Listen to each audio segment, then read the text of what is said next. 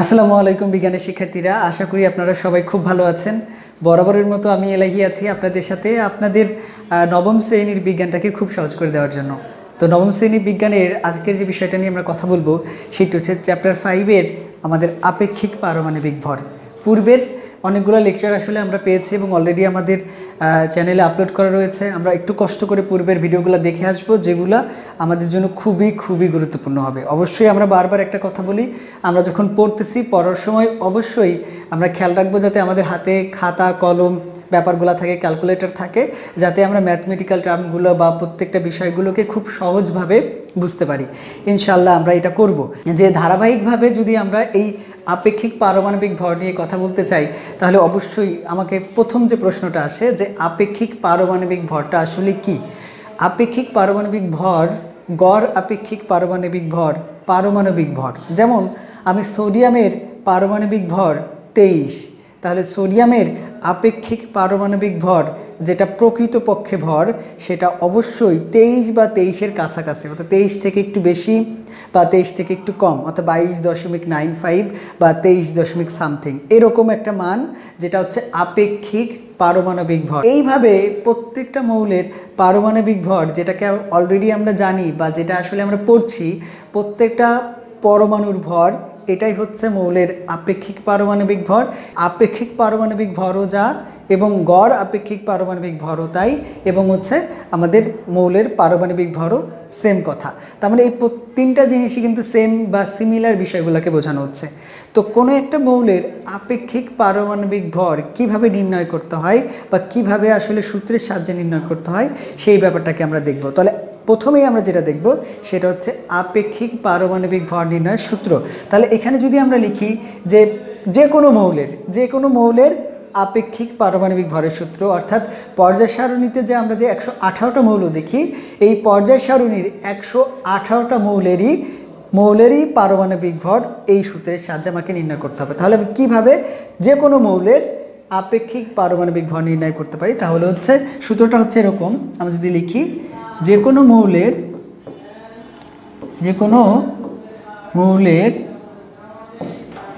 আপেক্ষিক পারমাণবিক ভর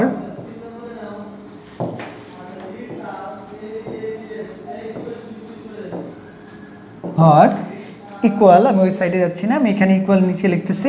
আপেক্ষিক পারমাণবিক ভর ইকুয়াল, সেটা হচ্ছে মৌলের একটি পরমাণুর ভর, যে মৌলের কথা বলবে, অর্থাৎ আমাদের এখানে যে মৌলের কথা আমরা বলবো। যেমন আমি যদি এখানে বলি সোডিয়ামের আপেক্ষিক পারমাণবিক ভর, তাহলে এখানে সোডিয়ামের একটি পরমাণুর ভর, তাহলে আমরা এখানে লিখব মৌলের একটি পরমাণুর ভর, মৌলের একটি পরমাণুর ভর ডিভাইড বাই কার্বন 12 আইসোটোপের, ডিভাইড কার্বন 12 আইসোটোপের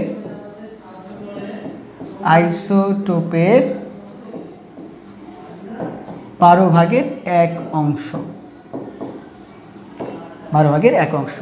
তাহলে এইটা হচ্ছে আমরা যে কোনো মৌলের আপেক্ষিক পারমাণবিক ভর নির্ণয় করার সূত্র। অর্থাৎ আমি যদি কোনো মৌলের আপেক্ষিক পারমাণবিক ভর নির্ণয় করতে চাই, তাহলে আমার এই সূত্রটাকে আমি অ্যাপ্লাই করে আপেক্ষিক পারমাণবিক ভর নির্ণয় করব। এখন প্রশ্ন হচ্ছে যে এইখানে মৌলের একটি পরমাণুর ভর বলতে আসলে কি বোঝানো হয়েছে। অনেকের কাছে এটা ভুল ধারণা হতে পারে, মৌলের একটি পরমাণুর ভর মানে হচ্ছে তার যে পারমাণবিক ভর ওইটাই, অর্থাৎ সোডিয়ামের পারমাণবিক ভর যেমন 23, অক্সিজেনের পারমাণবিক ভর যেমন 16, ওইটাই মনে হয় একটি পরমাণুর ভর। না, ওইটা কিন্তু একটি পরমাণুর ভর না, ওই ভুলটা কখনোই করা যাবে না। এটা হচ্ছে পারমাণবিক ভর, একটি পরমাণুর ভর না। তাহলে কোনো মৌলের, যে মৌলের কথা বলবে, অর্থাৎ যে মৌলের আপেক্ষিক পারমাণবিক ভর আমি নির্ণয় করব, ওই মৌলের একটি পরমাণুর ভরটা আমার অবশ্যই জানতে হবে, এবং এটাকে আমরা একটা ম্যাথমেটিক্যাল সূত্রের সাহায্যে খুব সহজভাবেই বের করতে পারি মৌলের একটি পরমাণুর ভর নির্ণয় কীভাবে করতে হয়। তো এটা আমরা দেখাবো। আর এই মৌলের একটি পরমাণুর ভর যদি আমরা সূত্রের সাহায্যে বের করা শিখে যাই, তাহলে বাকি থাকে হচ্ছে কার্বন 12 আইসোটোপের 12/1। এটা বলতে আসলে কি বোঝানো হয়েছে?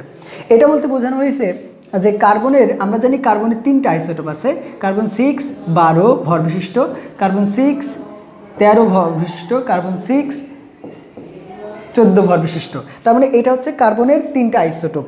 তো কার্বনের এই যে আইসোটোপটা, প্রথম আইসোটোপ যেটা 12 ভর বিশিষ্ট, সেই কার্বন 12 আইসোটোপের 12 ভাগের 1 ভাগ। মানে কার্বনের এই প্রথম আইসোটোপের যে ভর, সেই ভরটাকে যদি আমি 12 ভাগ করি, সেই 12 ভাগের 1 ভাগ এর যে মান, সেই মানটাকে আমার এখানে বসাইতে হবে। অর্থাৎ আমি আবার বলছি যে কার্বন 12 আইসোটোপের যে ভর, সেই ভরকে 12 ভাগ করলে সেই 12 ভাগের 1 ভাগের যে ভ্যালুটা, সেই ভ্যালুটা হচ্ছে কার্বন 12 আইসোটোপের 12 ভাগের 1 অংশ। এবং বিজ্ঞানীরা আমাদের এটা বের করে দিয়েছেন, এবং সেটা হচ্ছে 1.66 × 10⁻⁻27 কেজি।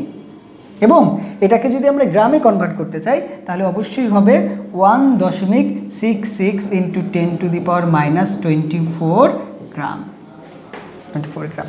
আমরা কিন্তু অলরেডি জানি যে কেজি থেকে গ্রামে কিভাবে করতে হয়। জাস্ট পাওয়ার থেকে 3টা সংখ্যা কমাই দিলেই আমরা কেজি থেকে গ্রামটা পেয়ে যাব, এবং অলরেডি কিন্তু আমরা এখানে দেখাইছি। আমাদের কথা হচ্ছে যে আমি এখন কার্বন 12 আইসোটোপের 12 ভাগের 1 অংশের ভ্যালু কিন্তু আমি জানি। তাহলে খুব সহজভাবেই আমার কাছে ম্যাথমেটিক্যালটা খুব সহজ হয়ে গেল। এখন কার্বন 12 আইসোটোপের 12 ভাগের 1 অংশের যে ভ্যালুটা, সেটা আমি কি ম্যাথমেটিক্যাল করার সময় আমি কি কেজি ব্যবহার করব, কেজির মানটা ব্যবহার করব, না গ্রামের মানটা ব্যবহার করব? অবশ্যই আমি এই যে গ্রামের মানটাকে ব্যবহার করব। যখন আমি ম্যাথমেটিক্যাল টার্মে এই মানে এখানে বসাবো, তখন আমি গ্রামের মানটাকে বসাবো। এখন প্রশ্ন হচ্ছে, আমার এটা আমি পেয়ে গেছি। এখন আমার মৌলের একটি পরমাণুর ভর যদি কীভাবে বের করতে হয় আমি জেনে যাই, তাহলে আমি খুব সহজভাবেই যে কোনো মৌলের আপেক্ষিক পারমাণবিক ভর নির্ণয় করতে পারবো। এবং সেটা কিভাবে করা যায়, আমরা মৌলের একটি পরমাণুর ভর কীভাবে নির্ণয় করে সেটা একটু দেখব। তো সাইডে যদি আমি এই জিনিসগুলোকে একটু দেখাই, যে মৌলের একটি পরমাণুর ভর কীভাবে নির্ণয় করা যায়। মৌলের, আমি যদি এখান থেকে দেখাই যে মৌলের একটি পরমাণুর ভর, এটা যদি নির্ণয় করতে চাই, তাহলে সূত্রটা হবে হচ্ছে যে মৌলের কথা বলবে, অর্থাৎ যে মৌলের আপেক্ষিক পারমাণবিক ভর আমরা বের করতেছি, ওই মৌলের পারমাণবিক ভর ডিভাইড বাই অ্যাভোগাড্রোর সংখ্যা।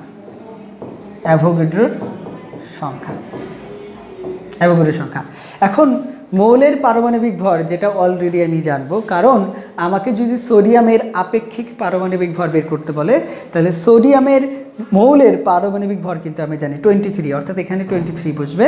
এবং অ্যাভোগাড্রোর সংখ্যা, এই মানটা কিন্তু আমাদের মুখস্থ। এবং অ্যাভোগাড্রোর সংখ্যাটা কি আসলে, এই পৃথিবীতে যত পদার্থ আছে, প্রত্যেকটা পদার্থের কিন্তু ভিন্ন ভিন্ন অণু, পরমাণু এবং আয়ন আছে। প্রত্যেকটা পদার্থেরই ভিন্ন ভিন্ন আছে। যেমন আমি যদি বলি এই পেনটার মধ্যে কয়টা অণু, কয়টা পরমাণু আছে বা আয়ন আছে, এটা কিন্তু আমি জানি না, বিভিন্ন রকম, এটা কিন্তু আমার ধারণার বাইরে। এই পদার্থের মধ্যে যে পরিমাণ অণু, পরমাণু এবং আয়ন আছে, এই মার্কার পেনের মধ্যে কিন্তু সেই পরিমাণ অণু, পরমাণু, আয়ন নাই। সেমভাবে আমার মধ্যে যতগুলো অণু, পরমাণু বা আয়ন আছে, সেমভাবে আমি দেখতে পাচ্ছি এই বোর্ডের মধ্যে ততগুলো অণু, পরমাণু বা আয়ন নাই। এরকমভাবে আমার মধ্যে যতগুলো অণু, পরমাণু, আয়ন আছে, আমি যে খাতায় লিখছি সেই খাতার মধ্যেও কিন্তু সেম পরিমাণ অণু, পরমাণু বা আয়ন নাই। অর্থাৎ বিজ্ঞানীরা দেখলেন যে বিভিন্ন পদার্থের জন্য তাদের অণু, পরমাণু বা আয়ন সংখ্যার মানগুলো বিভিন্ন রকম, যেগুলা প্রত্যেকটা পদার্থের জন্য আলাদা আলাদাভাবে মনে রাখা আমাদের জন্য খুবই কঠিন। এবং এই ব্যাপারটাকে সহজ করে দেওয়ার জন্য বিজ্ঞানীরা চিন্তা করলেন যে সারা পৃথিবীতে যত পদার্থ আছে, প্রত্যেকটা পদার্থকে একটা নির্দিষ্ট সংখ্যক অণু, পরমাণু বা আয়ন দিয়ে গঠিত। এবং ওই নির্দিষ্ট সংখ্যক অণু, পরমাণু বা আয়নের যে মানটা, এবং সেটা হচ্ছে, আমরা যদি এখানে একটু দেখি, সেটা হচ্ছে 6.023 × 10⁻23T। মানে এতটি অণু অথবা পরমাণু অথবা আয়ন, অণু, পরমাণু বা আয়ন। অর্থাৎ আমাকে যদি প্রশ্ন করা হয় যে আমার মধ্যে কতটি অণু, পরমাণু বা আয়ন আছে, তাহলে বলা হবে 6.023 × 10⁻23T অণু, পরমাণু বা আয়ন আছে। আমাকে যদি প্রশ্ন করা হয় যে এই মার্কারের মধ্যে কতটি অণু, পরমাণু বা আয়ন আছে, তাহলে আমি বলবো 6.023 × 10⁻23T অণু, পরমাণু বা আয়ন আছে। আমাকে যদি বলা হয় যে এই পেনের মধ্যে কতটি অণু, পরমাণু বা আয়ন আছে, তাহলে আমি বলবো 6.023 × 10⁻23 23টি অণু, পরমাণু বা আয়ন আছে। তার মানে এই পৃথিবীতে আমি যত ধরনের পদার্থই দেখতে পাচ্ছি না কেন, প্রত্যেকটা পদার্থের মধ্যেই কিন্তু সেমভাবে এত সংখ্যক অণু, পরমাণু বা আয়ন আছে। একটু কষ্ট করে আমরা এই ব্যাপারগুলোকে একটু মনে রাখবো। তাহলে এইখানে আমি বুঝে গেলাম যে অ্যাভোগাড্রোর সংখ্যাটা কি, যেটা আমার মুখস্থ মান, এটা যদি আমি এখানে বসাই দেই এবং যে মৌলের কথা বলবে ওই মৌলের পারমাণবিক ভর বসাই দেই, ভাগ করি, তাহলে আমি পেয়ে যাব মৌলের একটি পরমাণুর ভর। আর যখন আমি মৌলের একটি পরমাণুর ভর পেয়ে যাব, তখন আমি মৌলের ওই একটি পরমাণুর ভর এখানে বসাই দিব। কার্বনের 12 আইসোটোপের যে ভ্যালুটা আমি এখানে বসাই দিব, ক্যালকুলেট করব, একটা অ্যান্সার অবশ্যই আসবে। এবং সেই অ্যান্সারটাই যদি সেটা সোডিয়াম হয়, দেখব যে আমরা সোডিয়ামের যে পারমাণবিক ভর 23-23-এর ঠিক কাছাকাছি বা ওর থেকে একটু বেশি কম এরকম করে আসবে। যদি হয় অক্সিজেনের কথা বলে, অক্সিজেনের আপেক্ষিক পারমাণবিক ভরের কথা বলে, তাহলে দেখব যে লাস্ট ক্যালকুলেশনের সময় ওই অক্সিজেনের যে 16 পারমাণবিক ভর ওর কম বা একটু বেশি এরকম করে একটা মান আসবে। ইনশাআল্লাহ আমরা বুঝতে পারছি যে কোনো একটা মৌলের আপেক্ষিক পারমাণবিক ভর বের করতে হয়, এবং যেটা খুবই সহজ। আমরা খুব সহজভাবে যদি 2-1বার প্র্যাকটিস করি ইনশাআল্লাহ পেরে যাব। তা আমি এরকম একটা ম্যাথমেটিক্যাল টার্ম এখানে দেখাচ্ছি, যেটা আমাদের সাথে সাথে তোমরা অবশ্যই করে ফেলো। এবং অ্যান্সারটা যেহেতু আমার কাছে ক্যালকুলেশন নাই, অ্যান্সারগুলো তোমরা নিজ হাতে করবে এবং নিজ হাতে করে কমেন্ট বক্সে অবশ্যই জানাবা। যখন ভিডিওটা দেখবে তখন অবশ্যই কমেন্ট বক্সে জানাবে যে অ্যান্সারটা এরকম আসছে। তাহলে আমরা চলে যাই একটা উদাহরণে। তো উদাহরণটা আসলে কিভাবে করা যায়, উদাহরণটা আমরা যে কোনো মৌলের উদাহরণ দিতে পারি। আমরা অক্সিজেনের কথা আমরা এখানে বলি যে অক্সিজেনের আপেক্ষিক পারমাণবিক ভর হচ্ছে আমরা নির্ণয় করব। আমাকে প্রশ্ন করা হয়েছে যে অক্সিজেনের আপেক্ষিক পারমাণবিক ভর নির্ণয় করো। অক্সিজেনের আপেক্ষিক পারমাণবিক ভর নির্ণয় করো। তাহলে এটা যদি আমাকে বলা হয় যে অক্সিজেনের আপেক্ষিক পারমাণবিক ভর নির্ণয় করো, অলরেডি আমরা জানি কিভাবে নির্ণয় করতে হয়। আমরা অলরেডি যারা খাতায় নিয়ে বসে আছি অবশ্যই সুন্দর করে এগুলোকে সাথে সাথে করে ফেলবো আমার সাথে সাথে। তো প্রথম কাজ হবে, যেহেতু অক্সিজেনের আপেক্ষিক পারমাণবিক ভর নির্ণয় করতে বলছে, প্রথম কাজ হবে অক্সিজেনের একটি পরমাণুর ভর নির্ণয় করা। তাহলে আমরা প্রথমেই অক্সিজেনের একটি পরমাণুর ভর নির্ণয় করব। অক্সিজেনের একটি পরমাণুর ভর ইকুয়াল, সূত্র অনুসারে অক্সিজেন এর পারমাণবিক ভর ডিভাইড বাই অ্যাভোগাড্রোর সংখ্যা।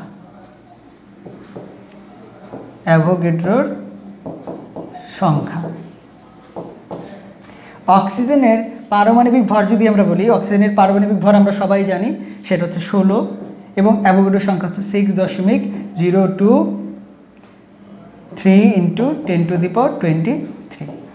তো এখানে একটা ক্যালকুলেশন করলে এই 16কে আমি যদি এটা দিয়ে ভাগ দিই, এখানে একটা মান আসবে, অ্যান্সার আসবে।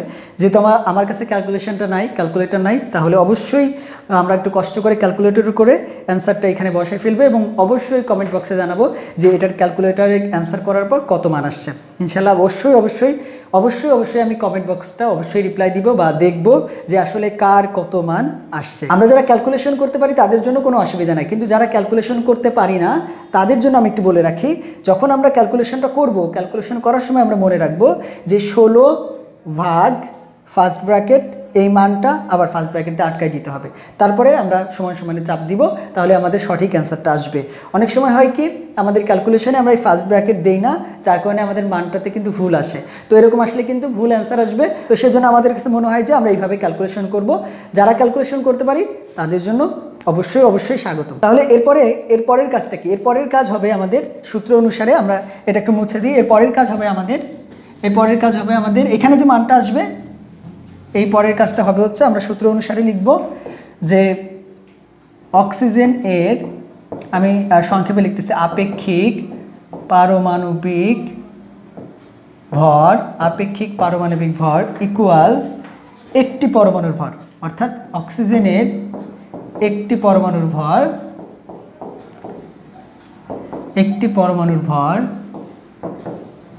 ডিভাইড বাই কার্বন 12 আইসোটোপের